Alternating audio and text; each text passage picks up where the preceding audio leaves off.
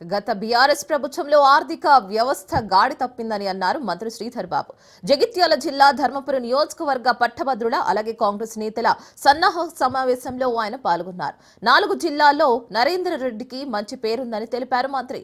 కావాలని ఆయనపై దుర్భాష అలాగే దుష్ప్రచారం చేస్తున్నారని మండిపడ్డారు. మొదటి ప్రాధాన్యత ఓటు వేసి కాంగ్రెస్ అభ్యర్థి నరేందర్ రెడ్డిని గెలిపించాలని కోరారు మంత్రి శ్రీధర్ బాబు. ఇంటర్మీడియట్ అయ్యేలా కృషి చేసి ఫిట్ చేశారు నరేందర్ రెడ్డి సార్. సెలెక్ట్ చేసిన తర్వాత ఇలాంటి జరిగినాయి. అదే కాకుండా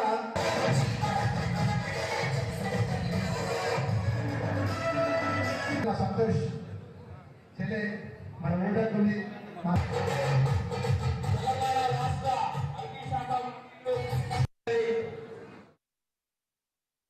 పార్టీ విధానాలు కానీ మా పార్టీ నాయకత్వం కానీ ఏ విధంగా నడుచుకోవాలనేది మాకు పూర్తి స్థాయిలో 100 సంవత్సరాలు పై చిలుకున్న చరిత్ర గల పార్టీ, ఒక అనుభవమైన పార్టీ, అనుభవమైన నాయకత్వం మాకు పూర్తి స్థాయిలో ఉంది. ఎవరో నీతులు చెప్తే ఇతులు చెప్తే ఈరోజు ఎక్కడో ఏదో మాట్లాడితే ప్రజలు ఎవరు నమ్మరు.